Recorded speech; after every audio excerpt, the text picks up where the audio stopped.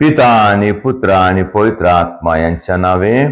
Hallelujah, hallelujah, hallelujah, hallelujah.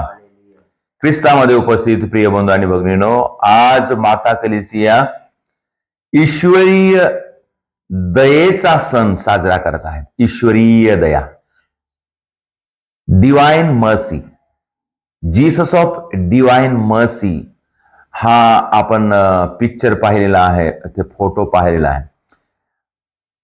आणि ह्या फोटोचा एक विशेष अर्थ आहे, त्याचा एक महत्व आहे कॅथलिक चर्चमध्ये. आणि हा आजचा सण ईस्टरच्या नंतरचा पहिला रविवार, ह्या दिवशी पहिल्या रविवारी हा साजरा करण्यासाठी ठरवलेला आहे. आणि हे कशा प्रकारे याची निर्मिती झाली आम्हा सर्वांना माहित आहे की एक सिस्टर फॉस्टिना, पोलंडची सिस्टर फॉस्टिना, पोलंडची सिस्टर फॉस्टिना हे एक अनपढ सिस्टर होती म्हणतात. अनपढ, कारण पहिल्या महायुद्धामध्ये त्यांच्या ठिकाणी सर्व लोक उद्ध्वस्त झाले. यांच्या कुटुंबाला त्या युद्धाचा मोठा झटका लागला. त्यामुळे ती शिक्षण शिकू शकली नाही. ती कुठंतरी राहून 2-3 वर्ग शिकून मग नंतर ती कामामध्ये लागली. आणि त्याच्यानंतर तिला सिस्टर बनण्याची खूप इच्छा होती, म्हणून ती सिस्टर बनली. 1931 ते 1938 पर्यंतच्या कालावधीमध्ये येशूने तिला दर्शन दिले. ती सिस्टर बनल्यानंतर ती सेवा करत असताना, कारण ती जास्त शिक्षण शिकलेली नव्हती, अनपढ होती, परंतु तिचा विश्वास एकदम अटूट विश्वास होता. आणि म्हणून ती येशूवर अवलंबून होती. तिला माहित होतं का मी शिक्षण शिकली नाही, मला काही जास्त माहित नाही, मला जास्त ज्ञान नाही. तर ती ज्ञान नाही हे ती समजून ती कार्य करत होती. एक पहा, म्हणजे देवाची कृपा पहा, देवाची योजना पहा. म्हणजे समजा एक चांगली शिकलेली असती, एकदम मोठा अनुभव किंवा शिक्षण असतं, तर तिची मनस्थिती थोडी वेगळी झाली असती. कशी, मी शिकलेली आहे, मला समजते, मला माहित आहे, मला ज्ञान आहे, अशा प्रकारची तिची भावना झाली असती.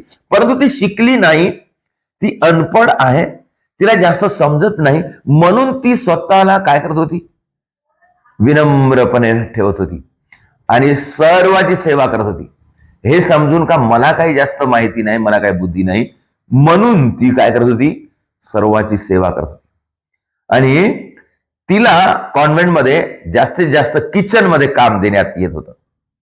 किचनचं काम कर, पकवणे, भांडे घासणे, साफसूफ करणे, हे काम तिला देण्यात येत होतं कॉन्व्हेंटमध्ये. आणि नंतर मग गार्डन मध्ये पाणी टाकणे, आणि हे सर्व लहान लहान काम एकदम अति आदराने ती करत होती. कोणाला दोष लावत नव्हती. कोणी तुम्ही माझ्यावर हे सर्व काम टाकून दिलं म्हणून म्हणत नव्हती, मला कोणीतरी मदत करा म्हणून म्हणत नव्हती. तिची एक विनम्रता पहा.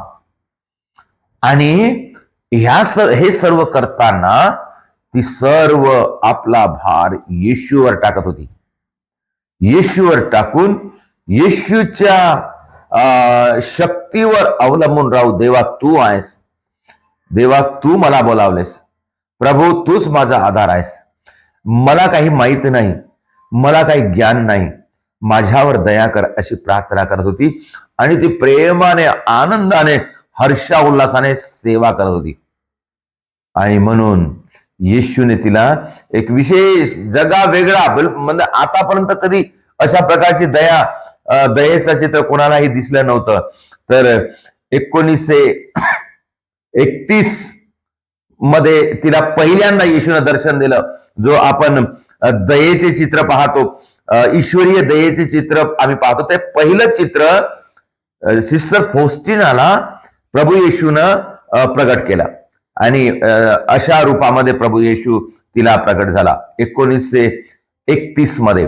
आणि मग एकदा नाही, मग पुष्कळदा, म्हणजे कमीत कमी 7 वर्ष येशू तिला वेळोवेळी दर्शन देत होता आणि तिला भरपूर मार्गदर्शन केलं आणि ती काय करावं, कशा प्रकारे प्रार्थना करावं, कसं लोकांना सांगावं, असं येशूने तिला सांगून दिलं आहे. महत्वाची गोष्ट त्याच्यामध्ये काय आहे, महत्वाचा संदेश काय आहे की येशूने तिला सांगितलं की तुम्ही प्रार्थना करा. कशासाठी? देवाची दया आमच्यावर व्हावी म्हणून. कोणावर दया झाली पाहिजे? पापी लोकांवर. जग पापाकडे जात आहे, जग पापात डुबलेलं आहे, नरकामध्ये जात आहे, नाशाकडे जात आहे. तरी परंतु मानवजात परमेश्वराकडे हाक मारत नाही आहे, दया कर म्हणून म्हणत नाही. म्हणून आपण परमेश्वराची दया आमच्यावर व्हावी म्हणून आपण दया याचना केलं पाहिजे. म्हणून आपण ते दयेची प्रार्थना जो म्हणतो ना, दयेची प्रार्थना 3 वाजता दयेची प्रार्थना म्हणावं म्हणून येशूने तिला सांगितलं. आणि ते दयेची प्रार्थना एकट्यासाठी नाही आहे, संपूर्ण जगासाठी.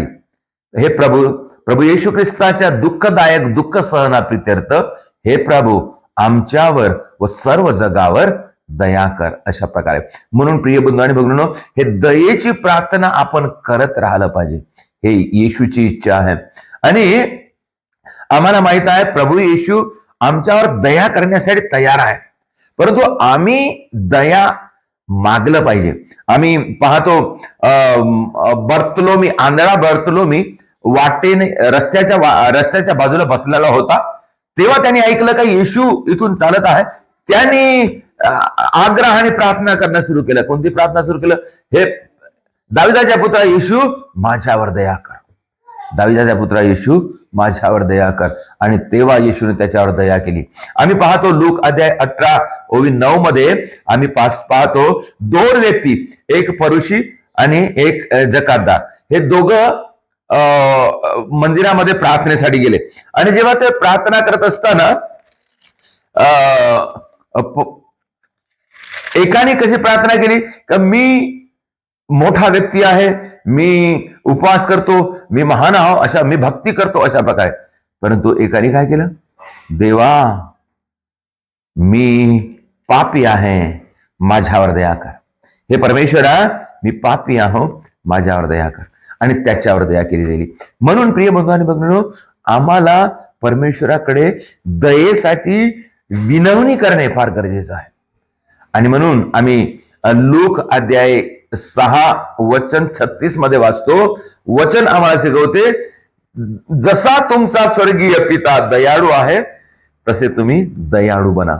प्रियजनो, याच्यामध्ये आम्हाला काय संदेश मिळते की प्रभू येशूने संत फौस्टिनाला दर्शन देऊन सांगितलेलं आहे की दयेसाठी लोकांवर परमेश्वराची दया व्हावी म्हणून प्रार्थना करा.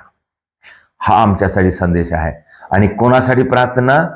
आपण पापी लोकांसाठी प्रार्थना, जे पापात डुबलेले आहेत, जे वाईटाच्या मार्गाने जात आहेत, जे स्वतःला नष्ट करून टाकत आहेत, त्या लोकांसाठी आणि संपूर्ण जगासाठी प्रार्थना करा. आता युद्ध चालू आहे, या युद्धाच्या वेळेस देवाची दया फार गरजेची आहे. अशा वेळेस प्रार्थना करायची गरज आहे. आणि काय केलं पाहिजे? आम्ही प्रार्थना केलं पाहिजे, दयेची प्रार्थना केलं पाहिजे. आणि आम्ही दुसऱ्यावर दया झाली पाहिजे, लोकांवर दया झाली पाहिजे, जगावर दया झाली पाहिजे. म्हणून काय करावं? आम्ही प्रार्थना करावं, आम्ही प्रार्थना करावं, आराधना करावं, प्रार्थना करावं. आज पुष्कळ ठिकाणी पुष्कळ चर्चचं नाव डिवाइन मर्सी चर्च म्हणून ठेवण्यात आलेलं आहे. आणि डिवाइन मर्सीचा सण त्या चर्चमध्ये साजरा केला जाते.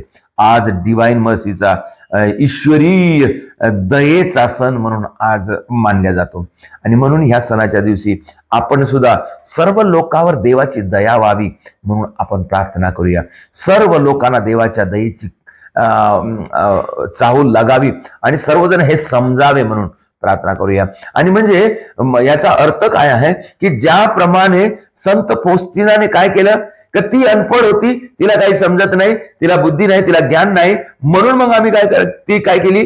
ती फक्त येशूच्या दयेवर अवलंबून होती. आणि जेव्हा ती येशूच्या दयेवर अवलंबून होती तेव्हा येशूने तिला दर्शन दिलं. प्रिय बंधू आणि भगिनींनो, आम्ही सुद्धा, आम्हाला भरपूर ज्ञान आहे, आम्हाला सर्व शिकलेलं आहोत, तरी परंतु आपण काय केलं पाहिजे, आमचं ज्ञान परमेश्वराच्या चरणाशी ठेवून आम्ही समर्पण झालं पाहिजे.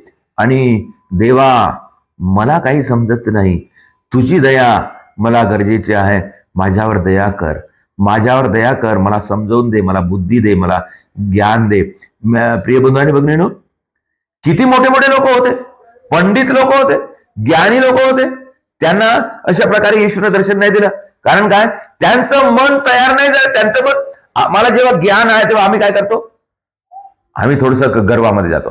मला माहित आहे, ते म्हणत जाणतो, मी करतो, आणि मला माहित आहे, माझ्यानं होते. अशा प्रकारचे आमच्यामध्ये एक भ्रम येऊन जाते, एक गर्विष्ठपणाचा, आणि त्याच्यामुळे आम्हाला देवाचं दर्शन होत नाही.